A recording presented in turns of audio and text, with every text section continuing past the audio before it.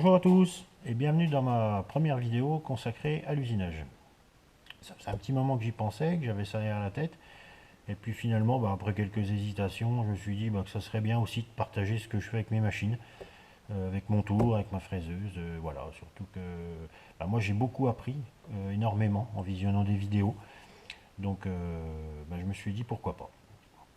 Alors pour les vidéos, je ne vais pas citer tout le monde, parce qu'il y en a quand même pas mal, notamment en anglais. Mais si vous cherchez des vidéos en français, allez voir les vidéos de Marc Lécuyer, et puis aussi les vidéos de Flood, qui a produit aussi beaucoup de vidéos, des super vidéos. Je sais que moi j'ai vraiment beaucoup appris avec eux. Et voilà, et même si vous voulez leur poser des questions sur les vidéos, dans les commentaires, n'hésitez pas, ils vous répondent rapidement et toujours très sympa. C'est vraiment des super gens. Voilà. Donc je les en remercie énormément pour tout ça. Voilà. Alors, pour cette première vidéo, on va s'intéresser à un petit moteur à vapeur. Alors, j'en ai déjà fait un, je viens d'en terminer un là, il y a quelques temps. J'avais fait une petite vidéo de présentation vite fait, en fonctionnement à l'air comprimé. Petite vidéo avec le téléphone là, vite fait. Donc voilà, c'est un petit moteur monocylindre oscillant. Alors, on voit le cylindre qui va de droite à gauche. Et du coup, ça m'a vraiment plu. Je me suis bien amusé. Alors, j'ai passé beaucoup de temps. J'ai pas compté mes heures, mais finalement, c'est vrai que c'est super long. Donc, j'ai tout fait de A à Z. Il y a eu des petites choses où j'ai un peu galéré, et puis avec les conseils d'autres usineurs, on va dire, je m'en suis pas trop mal sorti. Je suis content de moi, donc c'est déjà pas mal. Alors pour le deuxième, là celui-ci va être un petit peu plus grand, un petit peu plus gros, et lui il va être par contre horizontal. Voilà. Donc pour un ordre d'idée, vous voyez le volant d'inertie qu'il y a ici, là fait 65 mm, alors que sur le petit de mémoire je crois qu'on est à 32 mm. Voilà, et puis un encombrement en retour à peu près de 145-150 mm, donc ça va faire un beau petit truc. Alors j'ai commencé l'usinage avant d'installer la caméra l'autre jour. Donc c'est juste voilà, j'ai fait la bague en bronze qu'on voit ici. Voilà. Donc elle vient ici dans le support, dans la platine alu. On la retrouve là, je ne sais pas si vous voyez. On la retrouve là, donc c'est ce qui va guider le vilebrequin pour qu'il puisse faire son travail, pour pouvoir entraîner le volant d'inertie. Alors voilà, c'est la première fois que j'usinais du bronze. C'est un bout du E12, je crois, que j'avais. Hop. Ça s'usine vraiment bien. Ça a un beau fini. C'est même presque dommage de mettre ça, de cacher ça dans une plaque en alu, mais bon, c'est comme ça. Voilà, donc je pense que je vais continuer par le volant d'inertie. Donc là, on va se retrouver sur le tour afin de produire cette pièce. Voilà, donc je vous dis à tout de suite sur le tour. Voilà.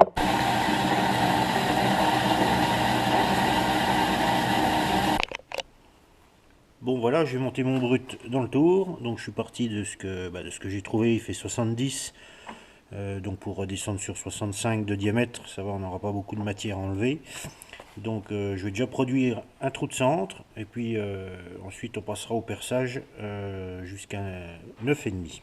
Voilà, c'est parti. J'ai monté le forêt à centrer.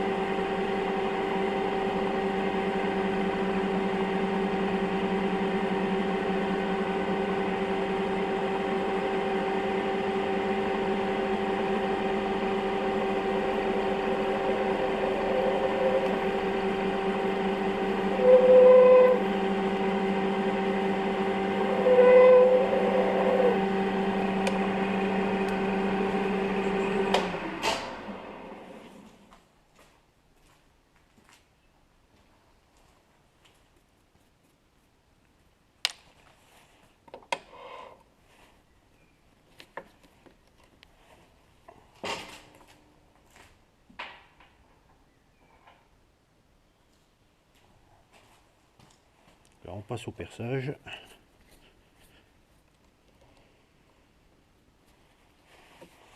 Tourner un peu plus vite.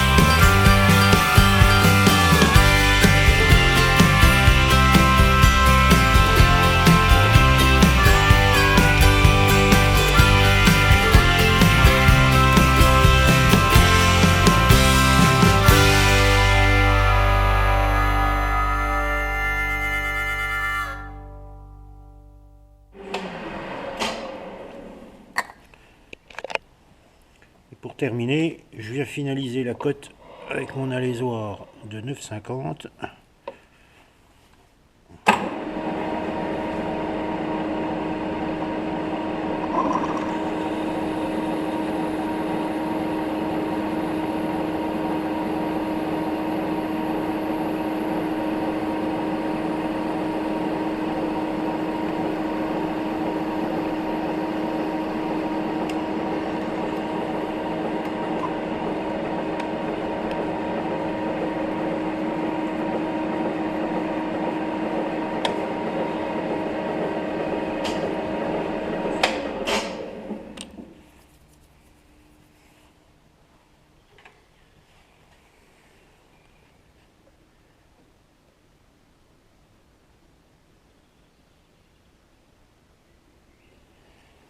Impeccable.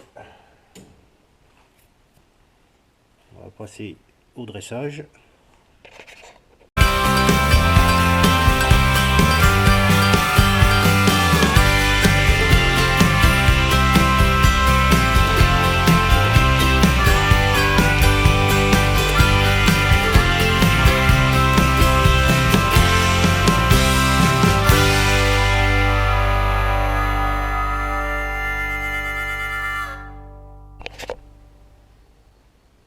Et puis maintenant on va venir à la cote, on va descendre à 65.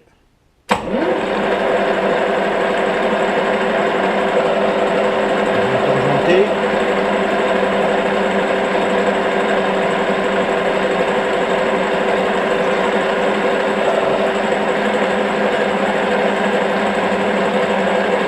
Mis à 0.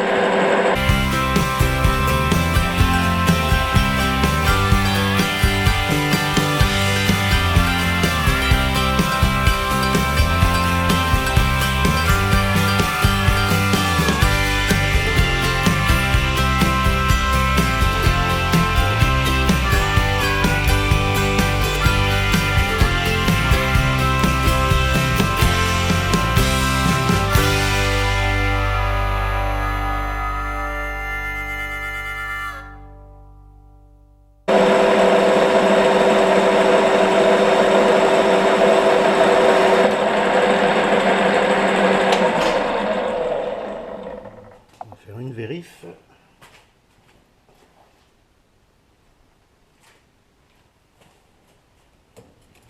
Hop.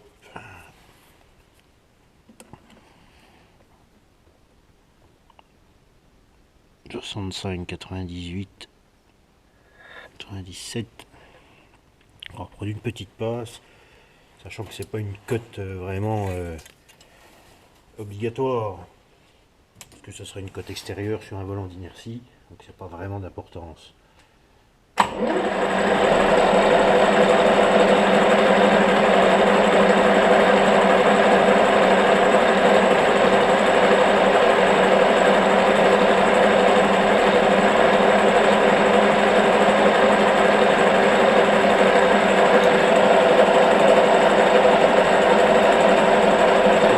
Sur la dernière.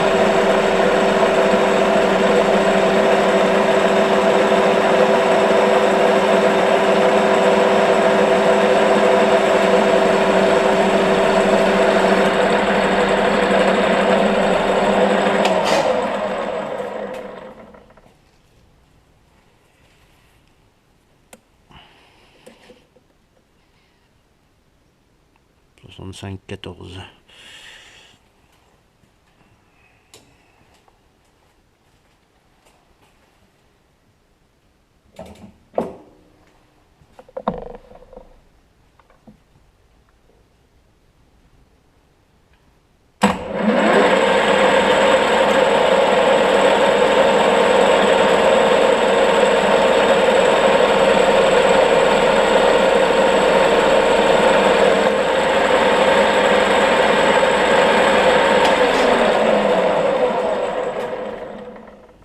Allez, on va dire que c'est pas mal.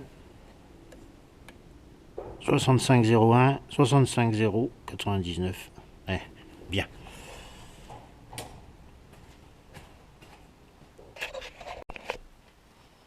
Donc là, j'ai tracé ici à 5 mm du bord et puis sur 19. En fait, on a un petit dégagement, enfin un petit creux d'1 millimètre. Donc que je vais produire avec la petite barre à léser. Bon, c'est pareil, sachant que c'est pas des cotes super importantes.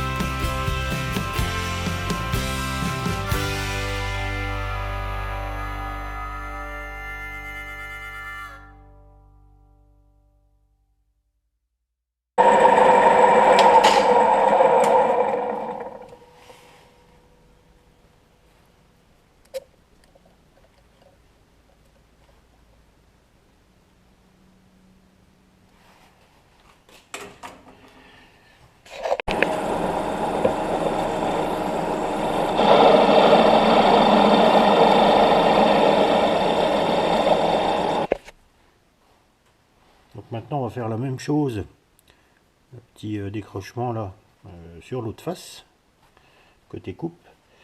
Donc ce que je fais quand je veux prendre, quand je veux que ça dépasse un peu du mandrin, hop, je dispose des cales parallèles, rectifier, on vient bien plaquer contre.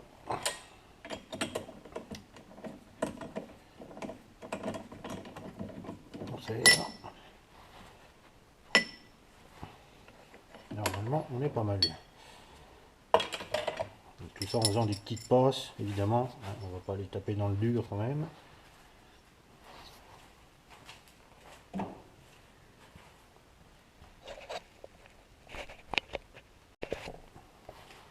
Bon, alors là, c'est la même opération que de l'autre côté. Donc, je vais pas filmer avec la caméra là. Donc, on se revoit tout de suite après. Voilà, j'ai sorti la pièce du mandrin. Donc le résultat est pas mal, le fini est plutôt correct, même si je sais pas ce que c'est comme nuance d'acier. Ça a l'air assez doux à usiner. Bon, voilà. Donc pour la prochaine opération, on va passer sur la fraiseuse. En fait, ça va être de produire les 5 trous qu'on voit ici. Voilà, je vais montrer mieux. Voilà, les 5 trous diamètre 16 qui traversent le volant, qu'on voit ici. Voilà. Donc on va mettre ça sur la fraiseuse, puisque en plus j'ai le plateau diviseur, enfin j'ai le diviseur, pas le plateau, qui est monté dessus. Donc comme ça on pourra s'en servir. Ça sera l'occasion de montrer un peu comment fonctionne un diviseur sur la fraiseuse, et puis ça permet de faire des trous à intervalles réguliers. Je pense que pour aujourd'hui je vais arrêter la vidéo, parce que je pense que ça sera beaucoup trop long. De toute façon, sinon je pourrais pas tout faire d'une seule fois.